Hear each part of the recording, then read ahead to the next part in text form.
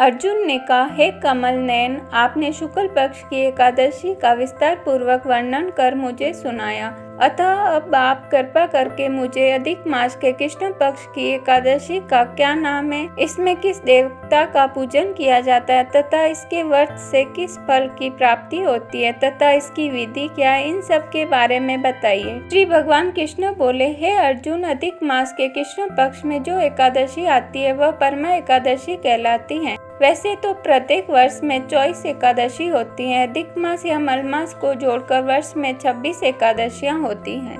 अधिक मास में 2 एकादशियां होती है, जो पद्मिनी एकादशी शुक्ल पक्ष में और परमा एकादशी कृष्ण पक्ष के नाम से जानी जाती हैं। इसके व्रत से सभी पाप नष्ट हो जाते हैं तथा मनुष्य को इस लोक में सुख और परलोक में सद्गति प्राप्त होती है। इसका व्रत विधानुसार करना चाहिए और भगवान विष्णु का धूप, दीप, नैवेद्य, पुष्प आदि से पूजन करना चाहिए। इस एकादशी की पावन कथा, जो कि महर्षियों के साथ कांपिल्य नगरी में हुई थी, वह मैं तुमसे कहता हूँ, ध्यान पूर्वक श्रवण करो। परमा एकादशी व्रत कथा। कांपिल्य नगरी में सुमेधा नामक एक अत्यंत धर्मात्मा ब्राह्मण रहता था। उसकी स्त्री अत्यंत पवित्र तथा पतिव्रता थी। किसी पूर्व पाप के कारण वह दंपति अत्यंत दरिद्रता का जीवन व्यतीत कर रहे थे। ब्राह्मण को भिक्षा मांगने पर भी भिक्षा नहीं मिलती थी। उस ब्राह्मण की पत्नी वस्त्रों से रहित होते हुए भी अपने पति की सेवा करती थी तथा अतिथि को अन्न देकर स्वयं भूखी रह जाती थी और पति से कभी किसी वस्तु की मांग नहीं करती थी। दोनों पति पत्नी घोर निर्धनता का जीवन व्यतीत कर रहे थे। एक दिन ब्राह्मण अपनी स्त्री से बोला, हे प्रिय, जब मैं धनवानों से धन की याचना करता हूँ तो वह मुझे मना कर देते हैं। गृहस्थी धन के बिना नहीं चलती, इसीलिए यदि तुम्हारी सहमति हो तो मैं परदेश जाकर कुछ काम करूँ, क्योंकि विद्वानों ने कर्म की प्रशंसा की है। ब्राह्मण की पत्नी ने विनती भाव से कहा, हे स्वामी, मैं आपकी दासी हूँ। पति अच्छा हो या बुरा, जो कुछ भी हो, पत्नी को वही करना चाहिए। मनुष्य को पूर्व जन्म में किए गए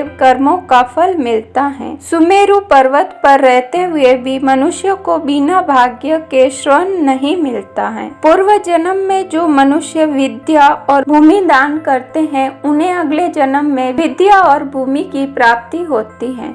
ईश्वर ने भाग्य में जो कुछ लिखा है उसे उल्टा नहीं जा सकता। यदि कोई मनुष्य दान नहीं करता तो प्रभु उसे केवल अन्न ही देते हैं। इसीलिए आपको इसी स्थान पर रहना चाहिए, क्योंकि मैं अपना विषोह नहीं सह सकती। पति बिना स्त्री की माता, पिता, भाई, ससुर तथा संबंधी आदि सभी निंदा करते हैं। इसलिए हे स्वामी, कृपा करके आप कहीं न जाए। जो भाग्य में होगा वह यहीं प्राप्त हो जाएगा। स्त्री की सलाह मानकर ब्राह्मण प्रदेश नहीं गया। इसी प्रकार समय बीतता रहा। एक बार कौंडिन्य ऋषि वहां आए। ऋषि को देखकर ब्राह्मण सुमेधा और उसकी स्त्री ने उन्हें प्रणाम किया और बोले, आज हम धन्य हुए। आपके दर्शन से आज हमारा जीवन सफल हुआ।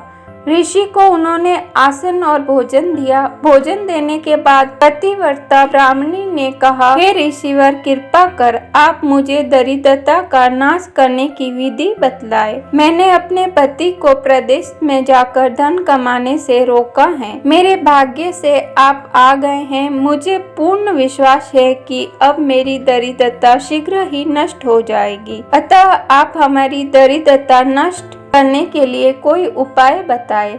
ब्राह्मणी की बात सुनकर कौंडिन्य ऋषि बोले, हे ब्राह्मणी, मल मास की कृष्ण पक्ष की परमा एकादशी के व्रत से सभी पाप, दुख और दरिद्रता आदि नष्ट हो जाते हैं। जो मनुष्य इस व्रत को करता है वह धनवान हो जाता है। इस व्रत में नृत्य, गायन आदि सहित रात्रि जागरण करना चाहिए। यह एकादशी धन वैभव देती है और पापों का नाश कर उत्तम गति भी प्रदान करने वाली होती है। धनाधिपति कुबेर ने भी इस एकादशी का पालन किया था, जिससे प्रसन्न होकर भगवान भोलेनाथ ने उन्हें धनाशय का पद प्रदान किया। इसी व्रत के प्रभाव से सत्यवादी राजा हरिश्चंद्र को पुत्र, स्त्री और राज्य की प्राप्ति हुई थी। तदुपरांत कौंडिन्य ऋषि ने उन्हें एकादशी के व्रत का समस्त विधान कहकर सुनाया। ऋषि ने कहा कि हे ब्राह्मणी, पंचरात्रि व्रत इससे भी ज्यादा उत्तम है। परमा एकादशी के दिन प्रातः काल नित्य क्रम से निर्वित होकर विधान पूर्वक पंचरात्रि व्रत आरंभ करना चाहिए। जो मनुष्य 5 दिन तक निर्जल व्रत करते हैं वे अपने माँ पिता और स्त्री सहित स्वर्ग लोक को जाते हैं। जो मनुष्य 5 दिन तक संध्या को भोजन करते वे स्वर्ग को जाते हैं। जो मनुष्य स्नान करके 5 दिन तक ब्राह्मणों को भोजन कराते वे समस्त संसार को भोजन कराने का फल पाते हैं। जो मनुष्य इस व्रत में अश्वदान करते हैं उन्हें तीनों लोकों को दान करने का फल मिलता है। जो मनुष्य उत्तम ब्राह्मण को तिल दान करते हैं वे तिल की संख्या के बराबर वर्षों तक विष्णु लोक में वास करते हैं। जो मनुष्य घी का पात्र दान करते वह सूर्य लोक को जाते हैं। जो मनुष्य 5 दिन तक ब्रह्मचार्य पूर्वक रहते हैं वे देवांगनों के साथ स्वर्ग को जाते हैं। हे ब्राह्मणी, तुम अपने पति के साथ इसी व्रत को धारण करो, इससे तुम्हें अवश्य ही सिद्धि और अंत में स्वर्ग की प्राप्ति होगी। कौंडिन्य ऋषि के वचनानुसार ब्राह्मण और उसकी स्त्री ने परमा एकादशी का 5 दिन तक व्रत किया। व्रत पूर्ण होने पर ब्राह्मण की स्त्री ने एक राजकुमार को अपने यहाँ आते देखा। राजकुमार ने ब्राह्मणी की प्रेरणा से एक उत्तम घर जो कि सब वस्तुओं से परिपूर्ण था उन्हें रहने के लिए दिया। तदुपरांत राजकुमार ने आजीविका के लिए एक गांव दिया। इस प्रकार ब्राह्मण और उसकी स्त्री